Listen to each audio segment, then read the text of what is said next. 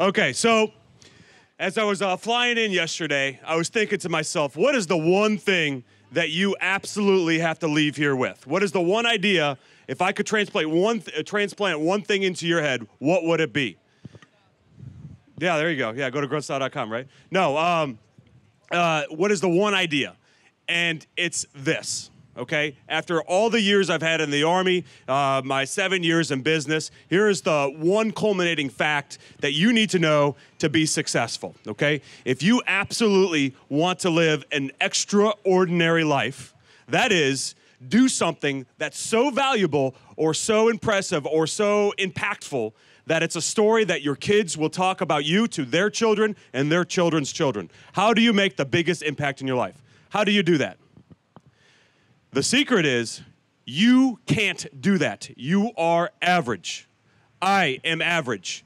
You can't do anything extraordinary, but we can. And I'm going to tell you through a series of stories and my own experiences of how, if you want to have an extraordinary life and make an extraordinary impact on others and the things that you do, how to do that.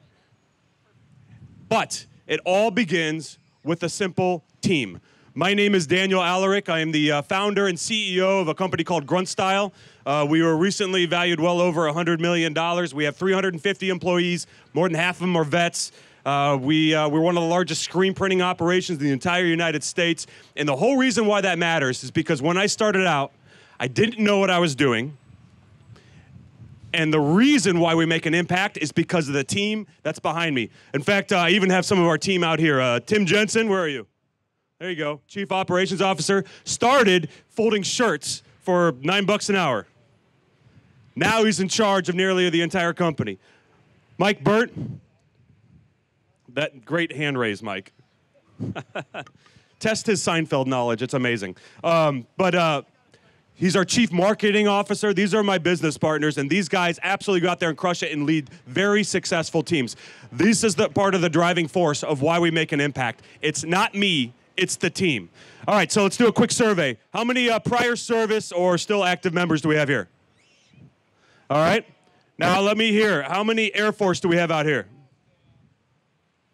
Crickets. Okay, great. Coasties. Really? Aren't we like that? Isn't that down the street or something? All right. Navy. All right. Army.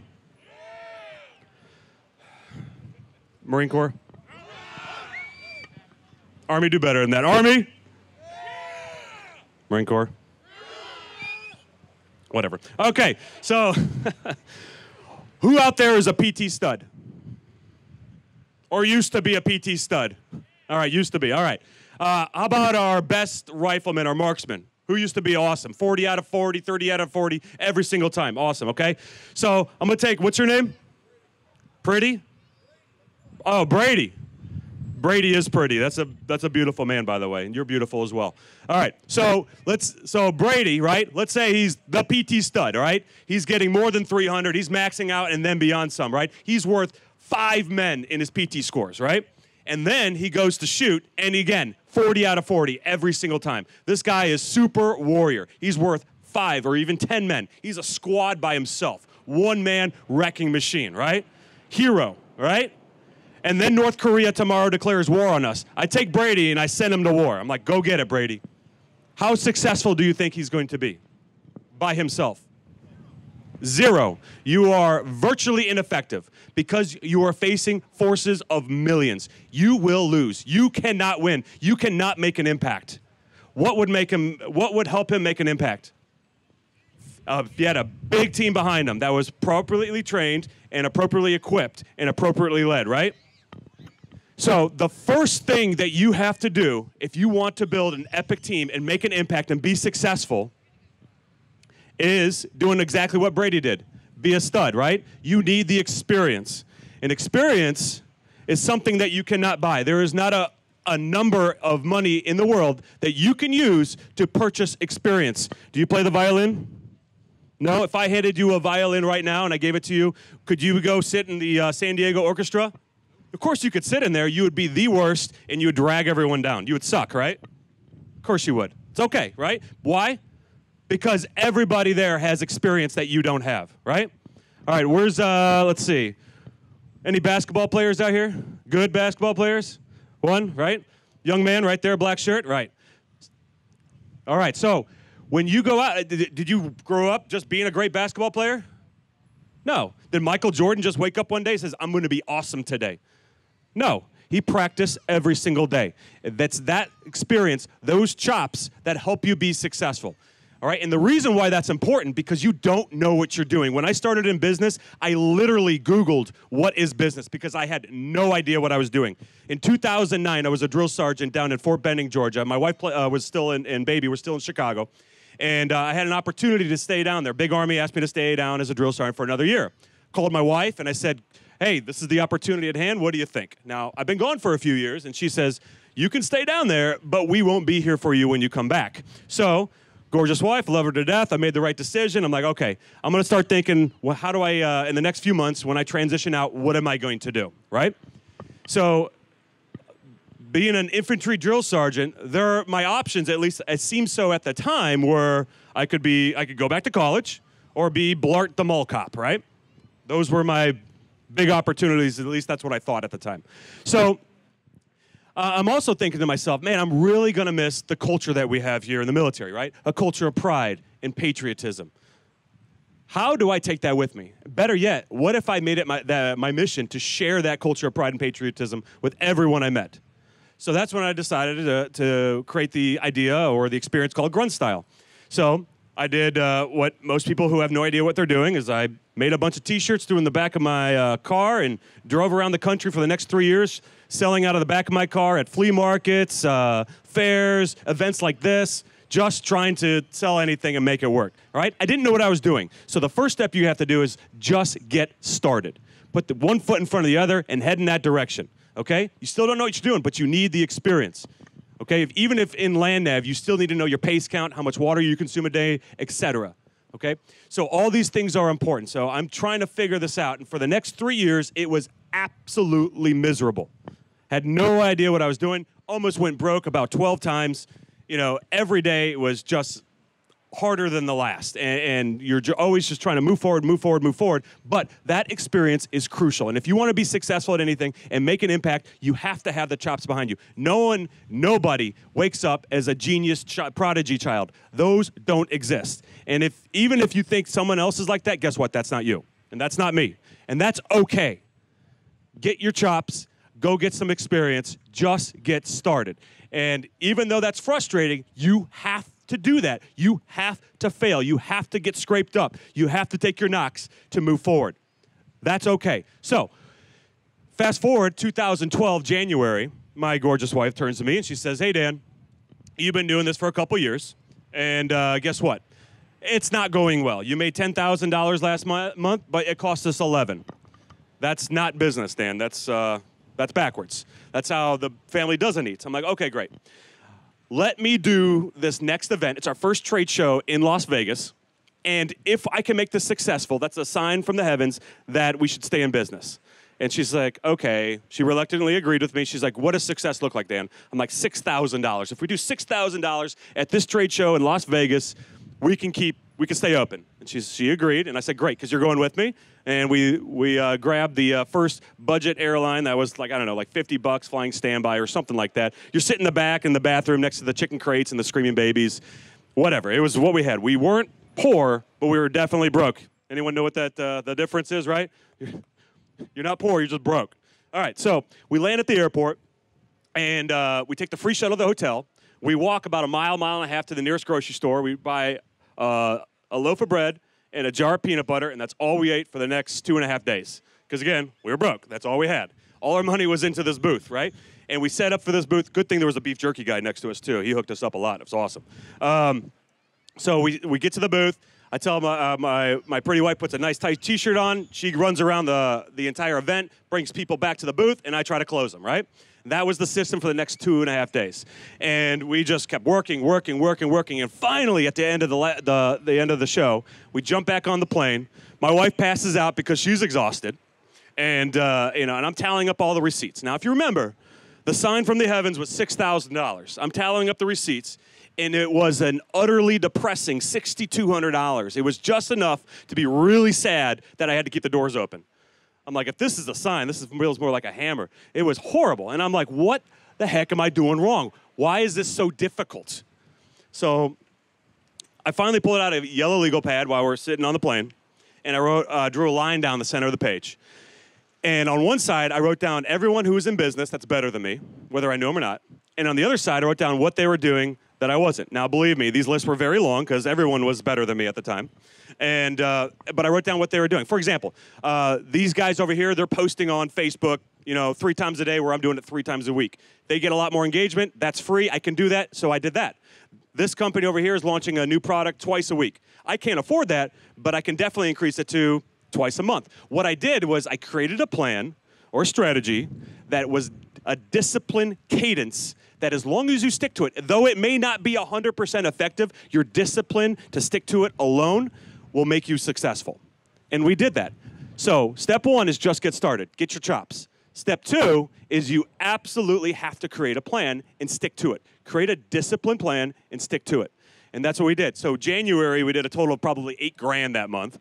And by December that year, we did $64,000 that month, which was, at that time, a lot of money. Now we do that in like 2 hours. But back then, that was so much money, and it was unbelievable. And then you go into what our third step is, which is the final one, which is building the team. This is how you build a team to be successful. Now that you have some experience, right, and you're always getting more experience, and you build a plan, and let me tell you something about plans as well. Eisenhower has this wonderful quote that talks about plans and planning. He says, planning is absolutely essential, but plans are worthless. What does that mean?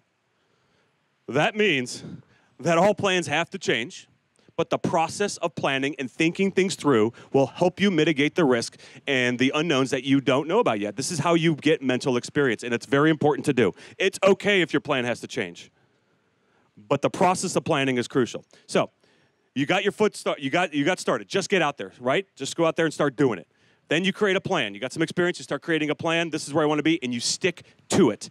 If you got to call, when we started up our custom line, I said, I'm going to call a lot of people every day until I get 2 people to say, yes, I want to open up an order. That was my job. When I was a personal trainer for a while, I would go talk, and I would sit in that gym every single day, 7 days a week, until I got at least 2 people to sign up with me. And I did that until I was the #1 trainer in Chicago and number 18 in the nation in the largest chain gym. That disciplined cadence will make you successful. Now, you still can't make an impact at this point because you still don't have what? A team, right? So now you're starting to build a team. Now, what does that team look like, and how do you build it? This is when you start becoming the leader that you should be to make an impact.